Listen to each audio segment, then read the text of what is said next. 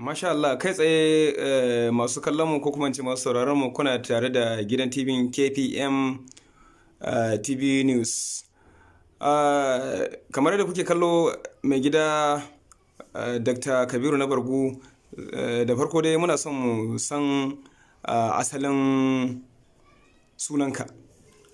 Sunana Kabiru Muhammad, wanda an kai sani da Dr. na Bargu.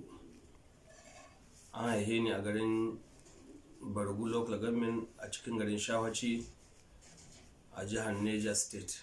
Gaskiya ne. Amma ni asali na ba Sokoce ne. Gaskiya ne. Wa mako Local Government. Gaskiya ne. Kenan kana nufin a can aka haife ka a jihar Niger, amma kai asalin ka ba Sokoce ne. Insha Allah. Gaskiya ne. So alhamdulillah. Za mu so masu sauraron mu da kuma masu kallon mu su san ko bawan Allah yana da sana'a wace dogara ita?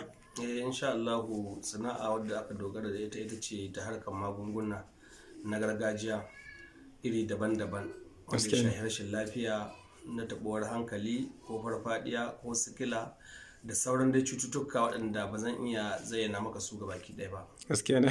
So idan ba za ka damu ba, kenan shi wannan dakta ɗin da ake kiranka ya samo asali kenan kamar ta bangaren shi gargajiya, wato ba da maganin gargajiya. Insha Allah. To alhamdulillah. So mai girma dakta na Bargu, kamar za mu so mu san kana da branch ne inda kake ba da magani, ko wani shago na sayarwa, ko wani chemist, ko wani asibiti haka, ko wani abin nan? Da asibiti da muka gina, wato mun gina asibiti ta gargajiya a jihar Nasarawa a cikin garin Keffi Gauta.